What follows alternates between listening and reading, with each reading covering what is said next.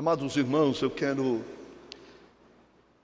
refletir sobre um problema muito sério que afeta profundamente nossos lares, que é o poder das nossas palavras. E começo hoje essa série, que talvez sejam de 3 palavras, 3 mensagens, e no próximo domingo nós interromperemos. Nas quartas-feiras estamos falando sobre Deuteronômio, e então quero convidar vocês a abrirem suas Bíblias num versículo, aliás, se você não tiver, pode abrir, senão nós vamos projetar. Versículo é Provérbios capítulo 18, verso 21.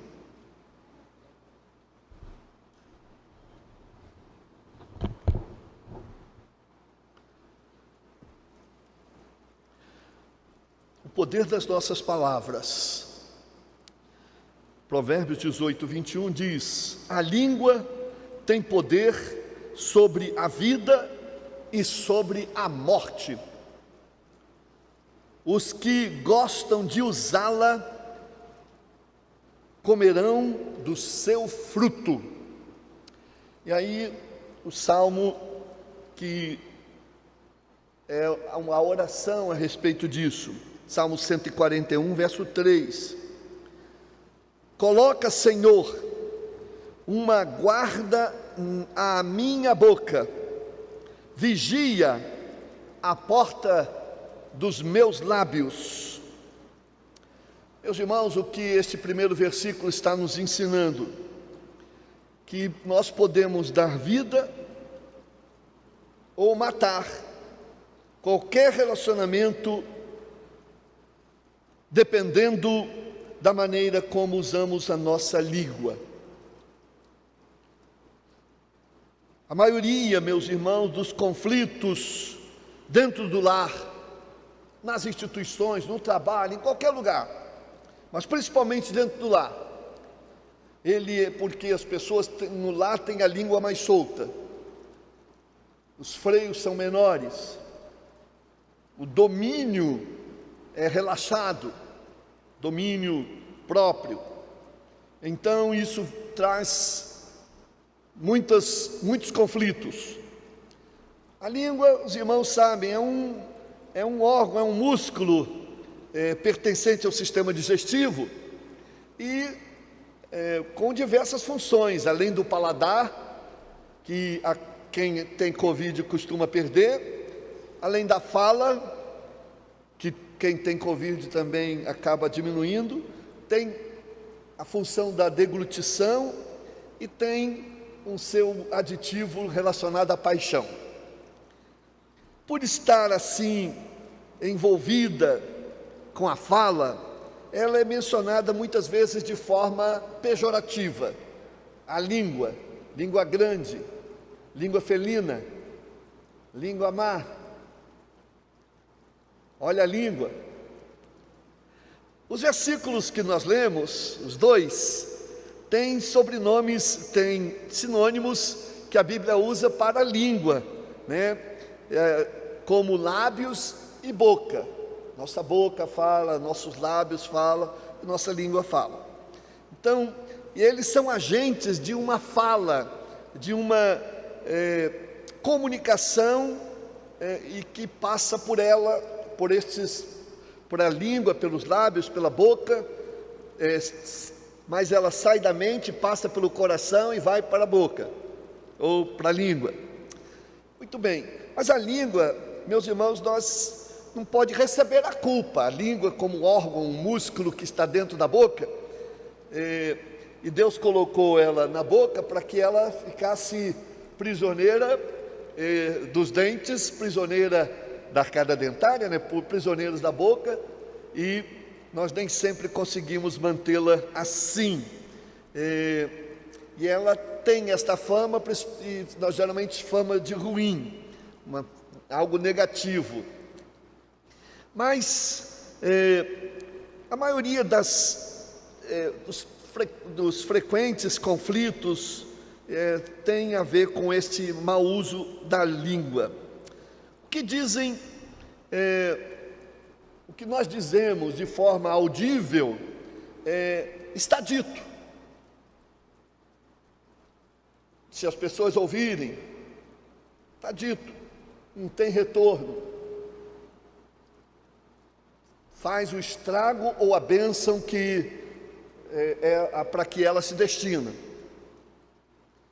E o máximo que a gente pode fazer é pedir desculpas, depois do estrago feito. Se diz que as palavras são como um travesseiro de plumas, que é aberto no alto da montanha. É impossível voltar, reconstituir esse travesseiro, porque as palavras vão e fazem aquilo para a qual ela foi proferida. Por isso, meus irmãos, há uma série de versículos bíblicos que nos convidam a controlar a nossa língua, a dominar a nossa boca, em dois sentidos aí, né? Para não comer demais e para não falar demais. E pôr um freio nos nossos lábios. Isso é constante e é uma preocupação, bem como no coração, né? Guardar o coração. Mas a rigor, nem os lábios, nem a língua, nem a boca, nem o coração são diretamente responsáveis pelo que dizemos. Eles são apenas agentes, canais, instrumentos, mas eles são responsabilizados, porque coração é como a sede das emoções, especialmente na cultura judaica, como também as entranhas. Os judeus tinham esses dois órgãos, os intestinos, como sede das emoções.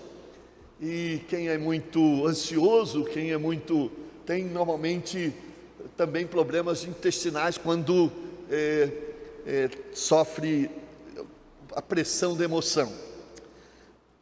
Meus irmãos, mas língua, lábios e boca, eles são músculos que são comandados por três elementos que são dentro de nós: o nosso pensamento, os nossos sentimentos e as nossas emoções.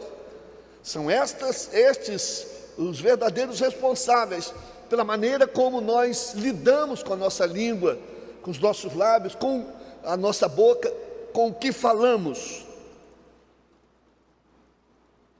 Então, e com o que comemos ou com o que bebemos, elas são apenas usadas.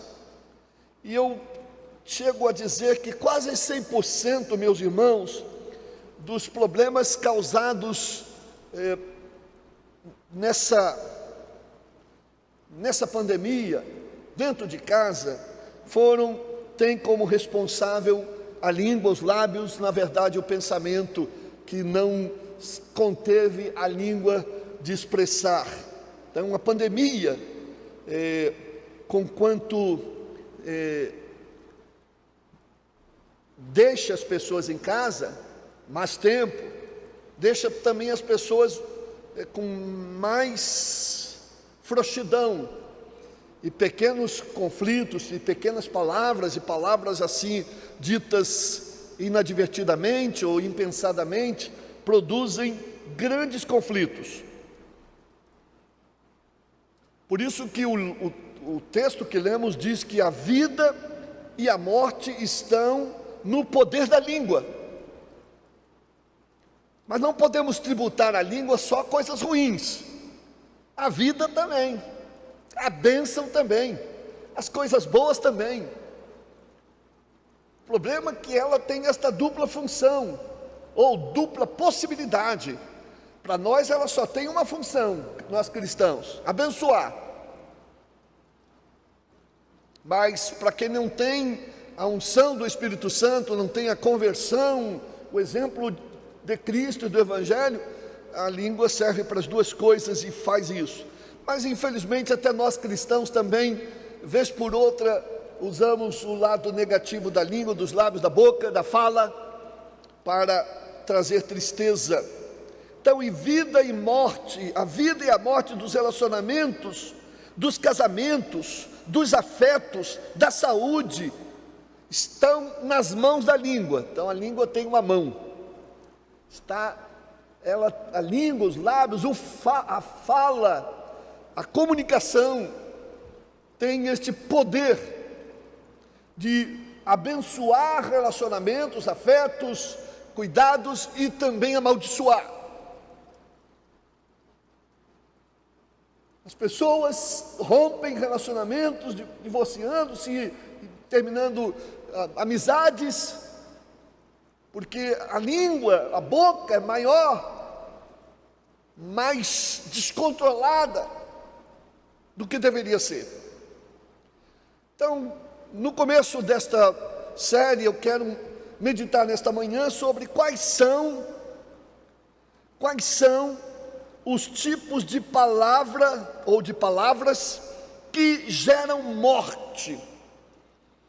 Que tipo de comunicação nós temos, que tipo de maneira de falar que nós temos, que ao invés de gerar vida, que ela tem o poder de gerar vida, a fala, a língua, os lábios, a boca, mas gera morte. E eu separei pelo menos 4 delas, quatro tipos de manifestação da língua que geram, ou da palavra que geram morte. Primeiro, palavras de críticas. Palavras de críticas. Alguns dizem que existe a crítica construtiva e a crítica destrutiva. Mas até a crítica construtiva tem o seu peso. Alguns já não usam mais crítica construtiva, alguns chamam de feedback amoroso. Eu acho que é por aí que a gente tem que caminhar quando queremos alertar um querido nosso, um filho, um esposo, uma esposa, um cônjuge, sobre alguma coisa que não está bem. É o tal do feedback positivo. E não crítica mordaz, destrutiva. Esse feedback positivo, ele visa ajudar, ele visa apoiar o nosso querido a superar a sua dificuldade. O nosso feedback, ou a nossa crítica, não tem como objetivo atacar o nosso querido, mas atacar necessariamente para destruí-lo, não para humilhá-lo, não para vingar-se, não para fazer o outro sentir-se mal. Então, nossa crítica tem que ter este zelo, porque se tem este objetivo, ela é danosa, ela é maldita. Ela tem que ter uma preocupação amorosa de ajudar o querido a ser uma pessoa melhor. E até o feedback amoroso devemos dar com muito cuidado. E devemos tomar pelo menos 2 cuidados. Primeiro, não devemos só dar feedback negativo. Meu querido ou minha querida, você precisa melhorar nisso, porque só fala coisas negativas. A gente sabe que a pessoa fala com amor, mas ela não destaca questões positivas. Ela tem mais dificuldade de elogiar e muita facilidade para criticar, ainda que cheia de amor. Ou ele. Então, os nossos feedbacks não podem ser só feedbacks, retornos negativos. Também tem que ser positivos. Senão até aquela intenção de ajudar vai atrapalhar. Vai produzir barreira para que o outro ouça. Então, aí a fala das falhas do seu querido deve ser com muita sabedoria, para que não haja barreira, e deve ser intercalada com também elogios. Aí você vai construindo a possibilidade de ter autoridade e ser ouvido ou ouvida quando precisar dar um feedback negativo ou fazer uma crítica construtiva e amorosa. O segundo também, quando você vai dar um feedback amoroso, você tem que se posicionar sem parecer ser superior, ou sem parecer que conhece mais do que ele ou ela, para que aquilo seja aceito com um espírito, aliás, esse feedback tem que ser dado com espírito humilde, né? E tem que cuidar para que você não passe a ideia, a pessoa não passe a ideia de que eu sei e você não sabe, ainda que de forma positiva. Isso cria barreiras emocionais, fecha a comunicação, e aquilo que deveria ser para abençoar, atrapalha. O feedback será bem mais recebido se usarmos de uma maneira diferente. Se é que seu querido fez algo que você não gosta, alguma coisa que te chateia, diga a ele como você se sente e como aquilo está afetando o seu comportamento e a sua família. Seja absolutamente sincero, e ao mesmo tempo com um coração carregado de amor. Mas é preciso dizer que alguns comportamentos precisam mudar, mas cuidado para não atacar a pessoa, ataque o problema. Já disse isso algumas vezes aqui. Um exemplo: ao invés de você chamá-lo de preguiçoso, de relaxado, ou de preguiçosa, ou de relaxada, ou de que alguém que não ajuda em nada, isso não ajuda, isso não colabora, isso não edifica, isso afasta, isso arrasa a pessoa, isso não agrega. E tem homens que têm esse poder de adjetivar negativamente suas esposas e seus filhos, pensando que isso vai produzir mudança. Não produz. Ou seus cônjuges. Talvez uma esposa deveria dizer, em vez de chamá-lo de preguiçoso, deveria dizer talvez: eu estou tendo dificuldade de cuidar de todas as tarefas em casa, sinto-me frustrada e sobrecarregada, você se importaria em me ajudar em alguma tarefa aqui em casa? Isso seria muito bom para mim. Que diferença isso faz? A maneira como a gente dá esse retorno de forma sábia, de forma inteligente.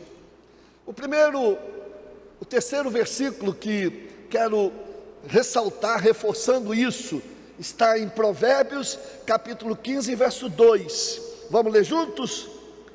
A língua dos sábios torna atraente o conhecimento, mas a boca dos tolos derrama insensatez. Quando você passa um conhecimento com sabedoria, com amor, com jeito, com carinho,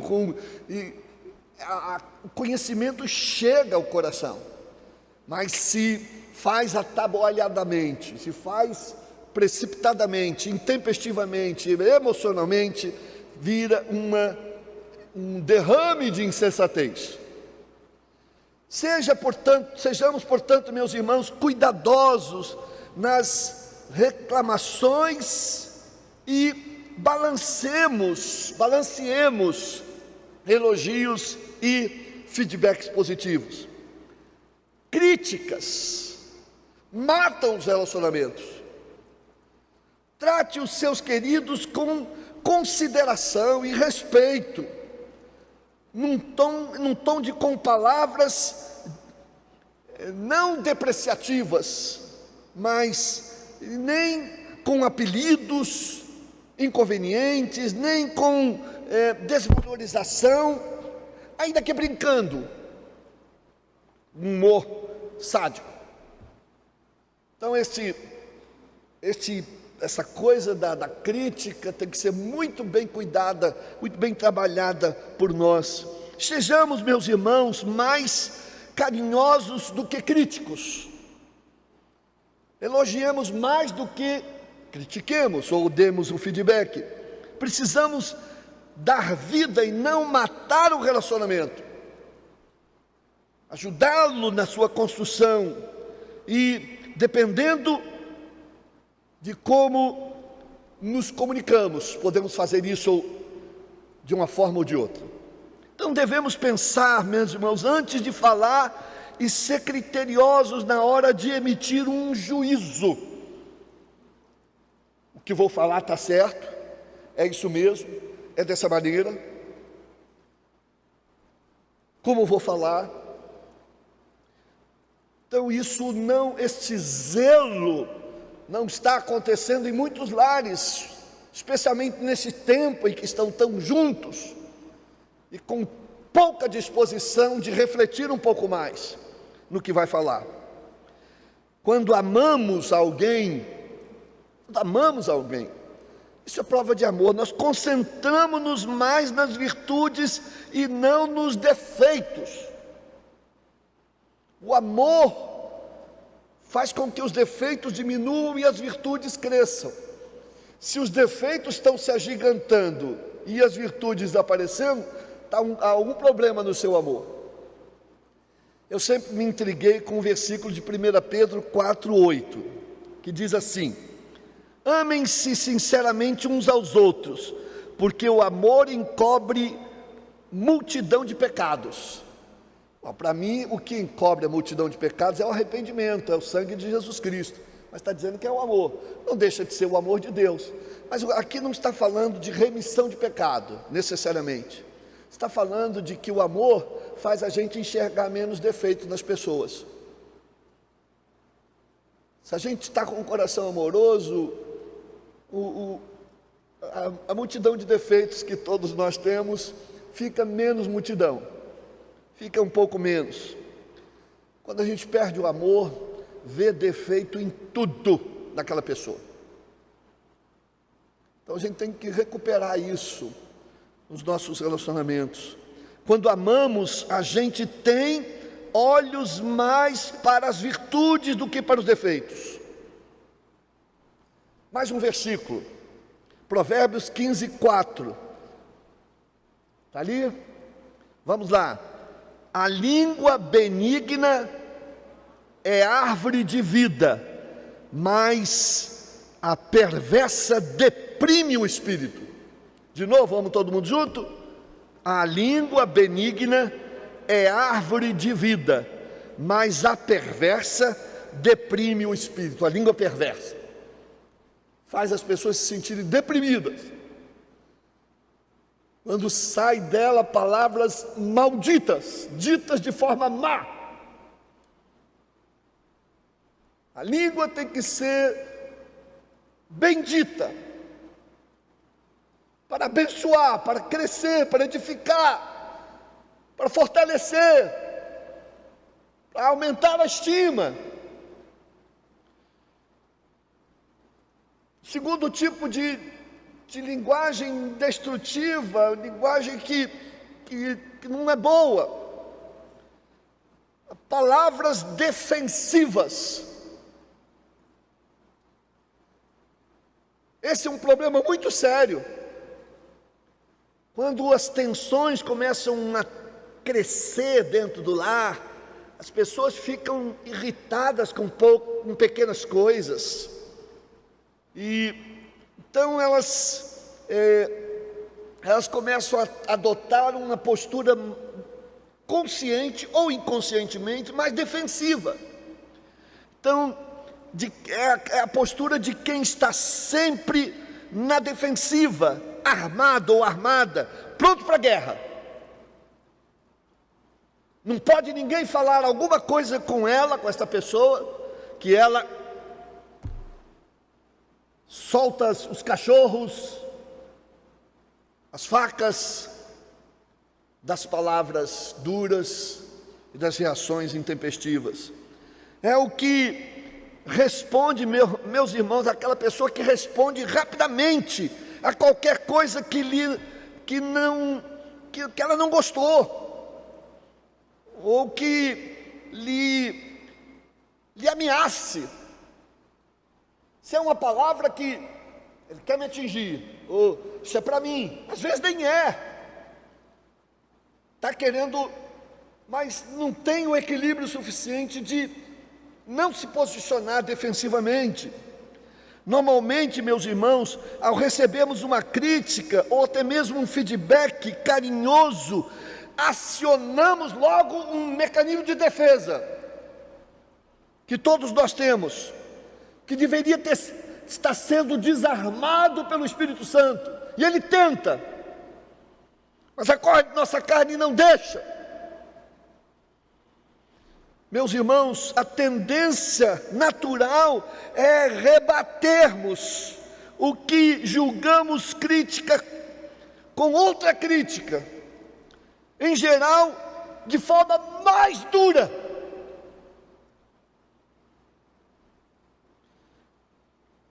A pessoa que nos criticou, diante de um problema, a defensiva ou o defensivo quer logo tirar o corpo fora e buscar o que o outro fez diante de um problema sério, para culpá-lo pelo que está acontecendo. O defensivo não assume responsabilidade. O defensivo procura culpados. O defensivo está sempre armado. E você sabe que essa pessoa é defensiva, você tem que então escolher criteriosamente palavras para que não desperte nessa pessoa, não volte para si algo muito pior do que você está querendo transmitir. Os que têm, meus irmãos, personalidades mais fortes e inteligentes, e uma inteligência mais aguçada, conseguem derrotar o querido criticando ainda mais. Alguns maridos dizem: eu não consigo conversar com a minha esposa, ela tem argumento para tudo, ela se arma de forma tão difícil, que se eu toco naquele vespeiro, em alguma coisa, eu que vou sofrer. E tem mulheres que reclamam assim do marido também, excessivamente sensível, sempre na defensiva. Tem filhos que são assim também, uns com os outros, com seus pais.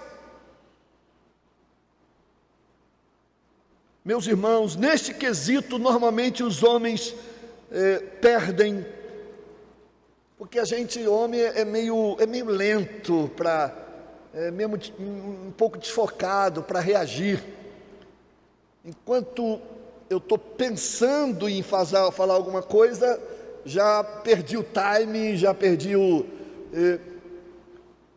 às vezes eu estou com uma conversa com alguém e depois que terminou a conversa, tempo depois, eu devia ter dito isso, e não disse.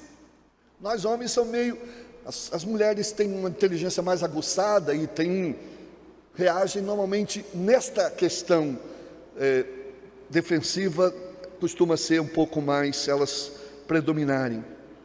Então, meus irmãos, porque elas são mais perspicazes e têm as respostas talvez um pouco mais sagazes.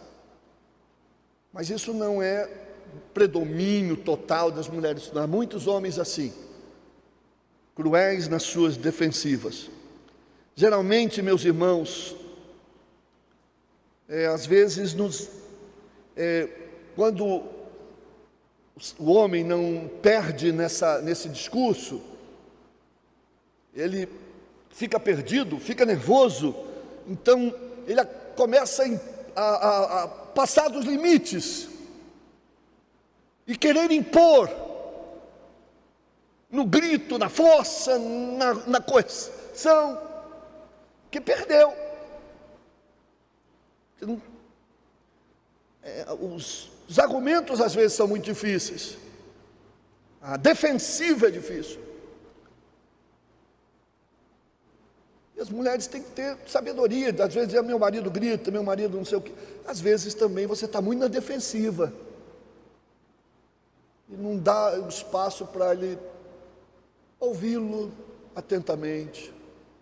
Ainda que o que ele vai dizer doa com você, mas você vai trabalhando isso. Eu não quero jogar a responsabilidade sobre as mulheres, mas vocês, por serem mães, por serem criarem as criancinhas, por suportarem as birras das criancinhas de 1, 2 anos, que coisa difícil. Eu às vezes vejo um pai ou mãe com criança de 2, 3 anos, aquelas rebeldias, eu fico assim, mas eu penso, eu já passei por isso também, foi duro. E a mãe, e às vezes não tem essa mesma paciência com o esposo. Então, talvez você possa ajudar nisso. Não quero jogar esse peso com você. Mas Provérbios capítulo 14, verso 1, Provérbios 14, verso 1, vai dizer, vamos ler juntos? A mulher sábia edifica a sua casa, mas com as próprias mãos a insensata derruba a sua.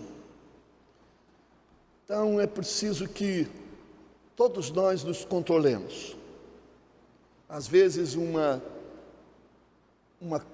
coisa que termina em palavras violentas, em brigas, tal, podia ser desmontado lá no início, por alguém. E se tem esta palavra de sabedoria, se tem esta coisa de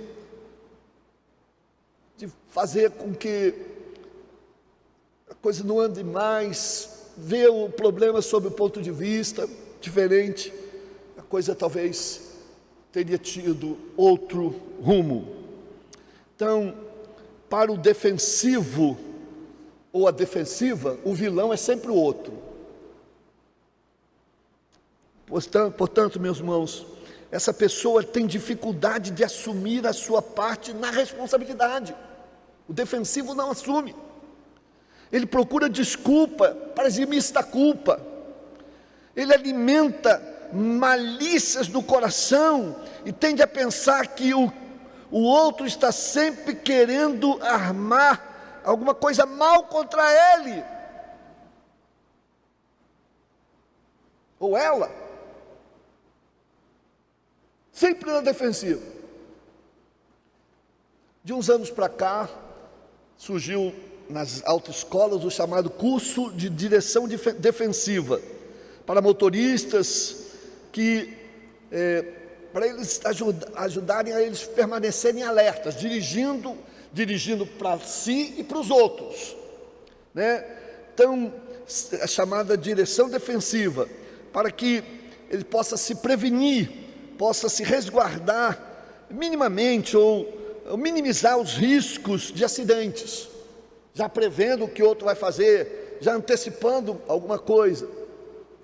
Isso é bom, isso é positivo, mas é bom também que nós permaneçamos alerta em nossa casa, é claro, quando se trata de segurança e de outras situações, mas no que tange as nossas palavras e emoções, devemos também estar alertas conosco mesmo, para que não passemos do limite. E malícia é achar que o outro está sempre pensando o pior.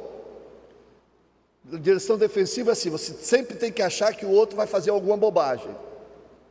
Então você já se previne. Casamento ou um relacionamento familiar não pode ter essa vivência defensiva. Tem que ter confiança. Tem que abrir coração. Tem mulher que acha que o marido está traindo o tempo todo. Mulher que não confia e nisso, aquilo outro. Tem homem que não confia na mulher, está sempre cheio de malícia. Malícia é pensar o mal do outro. Então isso também é uma atitude defensiva, de interpretar erradamente a situação, e devemos ter sabedoria. Mais um versículo, Provérbios capítulo 15, verso 1, vamos juntos? A resposta calma desvia a fúria, mas da palavra ríspida desperta a ira. Então, a palavra calma, palavra branda, palavra suave, ela desvia a fúria, desvia a ira, não deixa a ira prosperar. O tom da voz, às vezes, aumenta o tom de voz. Marido grita, homem grita, mulheres também gritam. Mas olha, eu quero dizer uma coisa aos irmãos: o tom de voz alto fere tanto quanto as duras palavras escolhidas para fisgar, ainda que em tom baixo. Dói.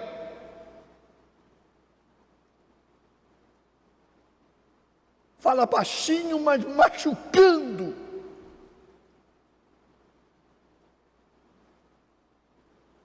E reclama porque o marido falou alto, ou que a esposa falou alto. Mas fala duro.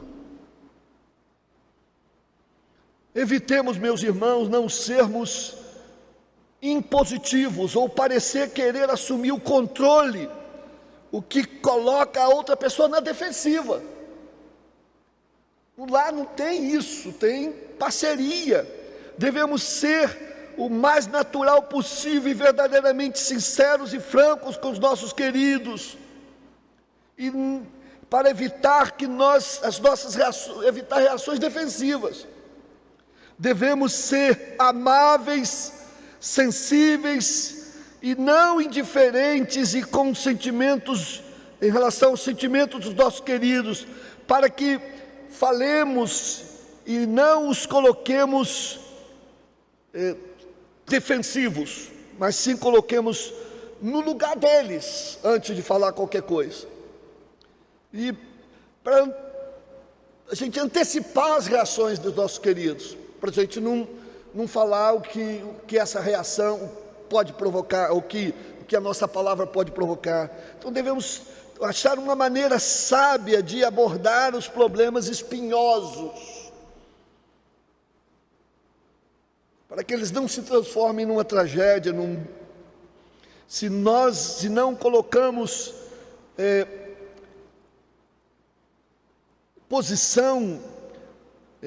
se nós nos colocamos numa posição de superioridade intelectual, social, a hierárquica, então a situação vai ser muito mais complicada, quando a gente devia construir alguma coisa em parceria, com participação de todos. Tiago 1,9 diz: sejam prontos para ouvir. Sejam prontos para ouvir. E a gente tem que ouvir mais. Tardio para falar. A gente não tem muito essa dificuldade. A gente tem 2 orelhas e uma boca. Isso todo mundo conhece essa ilustração, né? Então é o sinal de Deus, devemos que ouvir mais e falar menos. Isso é um remédio dentro do lar, né? E quando a boca está aberta, a mente já parou de coletar conhecimento. Você sabia? Está aberta, então parou de coletar e já está proferindo a sentença.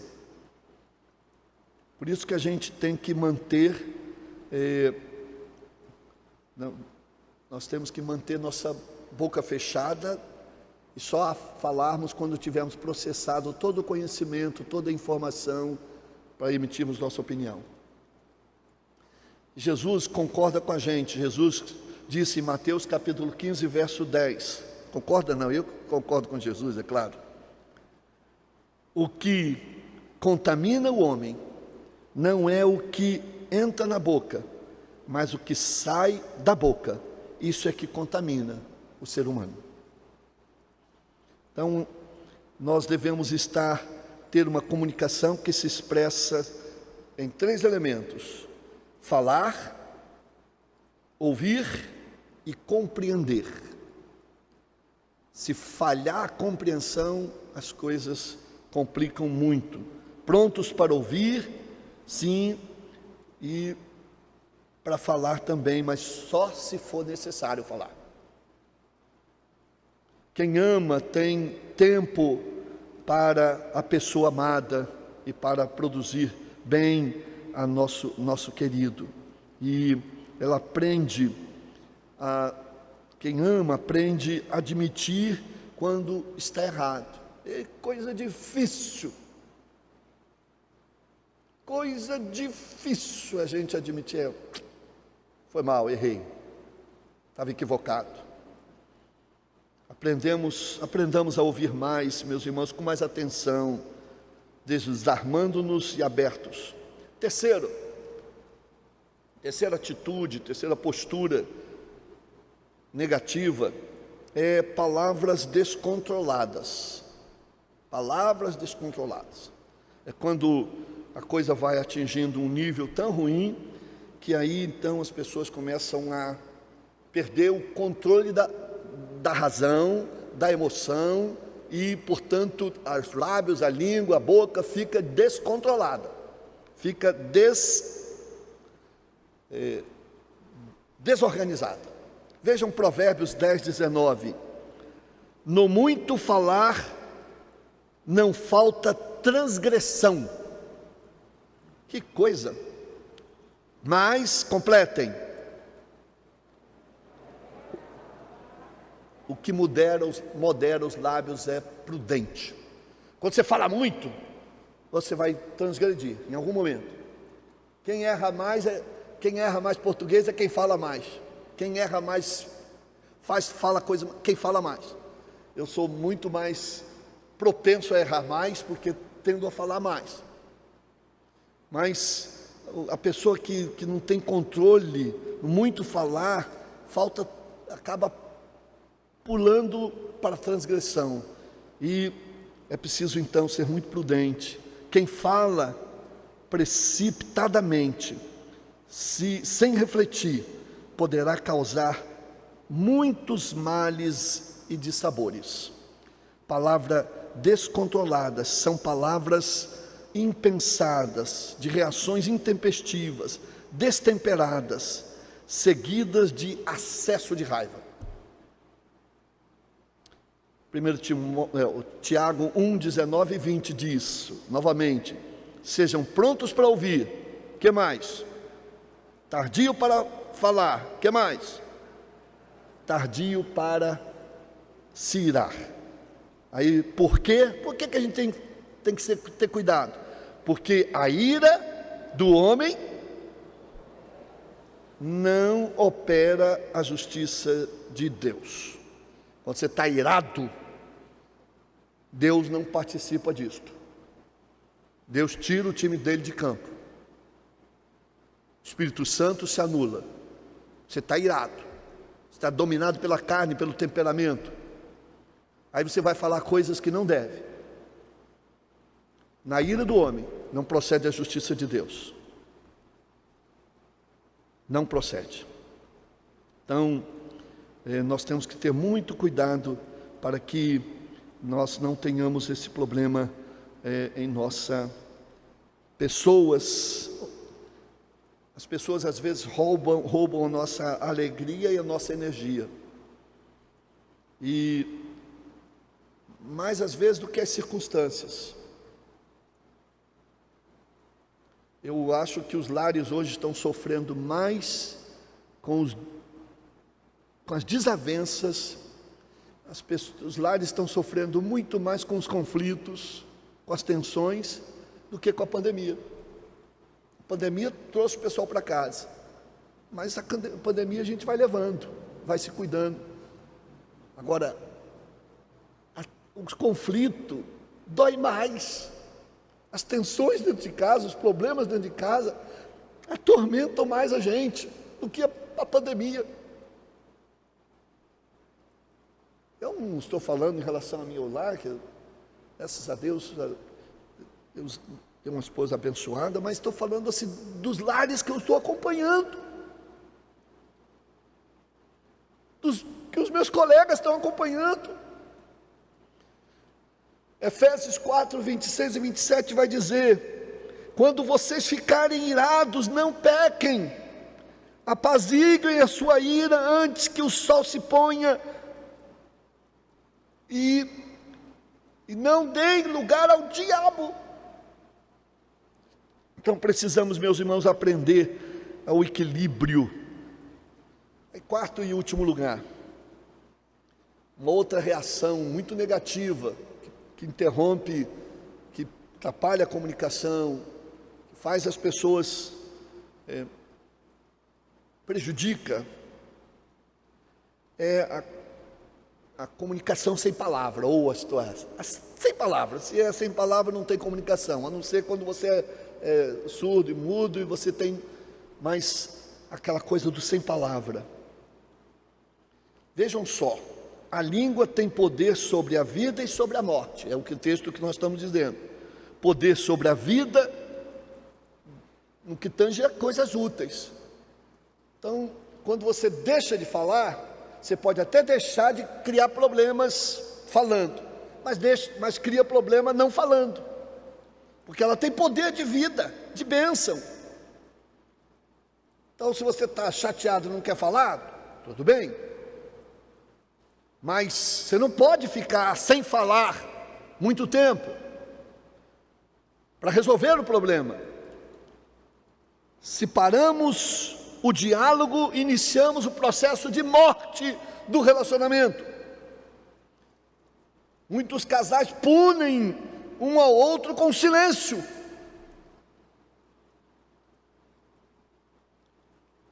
O silêncio, quando é para interromper o continuar de um conflito, vai.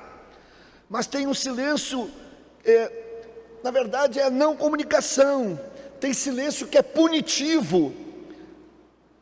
Quando a pessoa faz greve de palavra, aquilo que podia abençoar, como também amaldiçoar, não sai nada. Poderia ser de bênção, de reconciliação, de perdão, de arrependimento, de misericórdia. A pessoa se faz de parede de pedra ou de gelo, dentro de casa, fica em silêncio, se achar, se fecha e deixa o seu querido falando sozinho, ignorando, humilhando com o seu silêncio, ou a sua querida, ou seu filho. O silêncio tem um efeito curativo, mas ele não pode passar dos limites, senão ressentimentos e amarguras começam a crescer dentro da gente, por falta de alimentação da palavra, por falta de uma palavra curativa, restauradora, misericordiosa. Então, não podemos deixar que isto cresça. Então não use o silêncio para frustrar o seu querido ou a sua querida. Explique o que está acontecendo, explique o que você está sentindo, explique o que está doendo em você. O silêncio só é válido por um momento, mas depois não pode continuar. O silêncio não pode ser demais para que a comunicação não seja interrompida além e possa gerar coisas ruins. Conheço um casal que ficou mais de um ano em silêncio. Depois que voltaram, a falar, não conseguiram mais ficar. Um punindo o outro com silêncio. Tem pai que silencia-se diante do filho, crente que está punindo ele, ou filha. Não, você pode ter um silêncio de 1, 2 dias para poder refletir, esfriar a cabeça, mas não se afastar.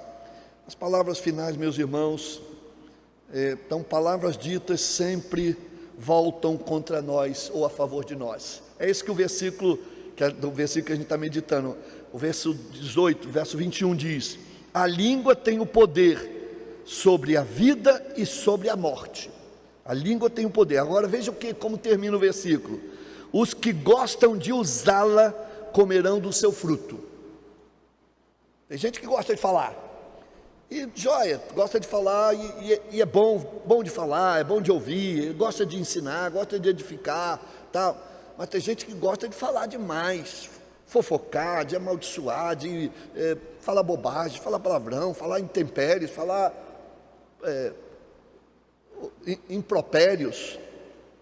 Então, o que bem utiliza a sua língua, come do seu fruto. Que a maldição volta com maldição, a bênção volta com bênção. Bem-aventurados os misericordiosos, porque alcançarão misericórdia. Então recebe o seu fruto das suas palavras. Um dia encontrei com uma pessoa e ela me disse: pastor, o senhor falou essa palavra. Isso, já tem muito tempo, mas está no meu coração. Por que ela não falou? Depois ela foi esclarecida de que não era aquilo que eu estava dizendo. Mas guardou aquela coisa no coração tanto tempo. E eu já disse coisas que já entristeci muitas pessoas. E quando eu sei, eu vou lá. Mas a pessoa às vezes não se comunica, e impõe o silêncio a si mesmo, o silêncio do isolamento, da amargura, do ressentimento, que vai durando. Então nossas palavras são sementes no reino de Deus, são sementes. A gente semeia o reino com palavra. E as nossas palavras refletem o nosso testemunho.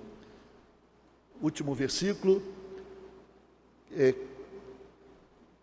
Provérbios 13:3, o que guarda a sua boca, conserva a sua alma, mas o que abre muito os seus lábios, se destrói. Se destrói. Meus irmãos, a nossa oração é a seguinte, para a nossa vida, para a gente vencer. A oração está no Salmo 19:14. Vamos orar juntos este Salmo 19:14. Vamos lá? Que as palavras dos meus lábios e o meditar do meu coração sejam agradáveis na tua presença, Senhor, rocha minha e redentor meu. As minhas palavras sejam agradáveis na presença de Deus. Não é palavras para Deus. Falar palavras bonitas para Deus é fácil, mas que as minhas palavras, quaisquer que sejam, para quem for, para quem seja, sejam agradáveis ao Senhor. Essa é a nossa oração. E por último, a segunda oração, o segundo pedido, juntos, Salmo 114, verso 3. Coloca, Senhor, uma guarda à minha boca, vigia a porta dos meus lábios. Coloca, Senhor, uma guarda à minha boca e vigia a porta dos meus lábios. Amém? Que o amor de Deus nosso Pai, a graça de Jesus nosso Senhor e a comunhão e consolação do Espírito Santo sejam sobre nós, ajudando-nos a termos línguas, lábios, boca, coração, temperamento e pensamentos controlados pelo Senhor, para que nossas palavras sejam de bênção e não de maldição, sejam de vida e não de morte, agora e para sempre. Amém.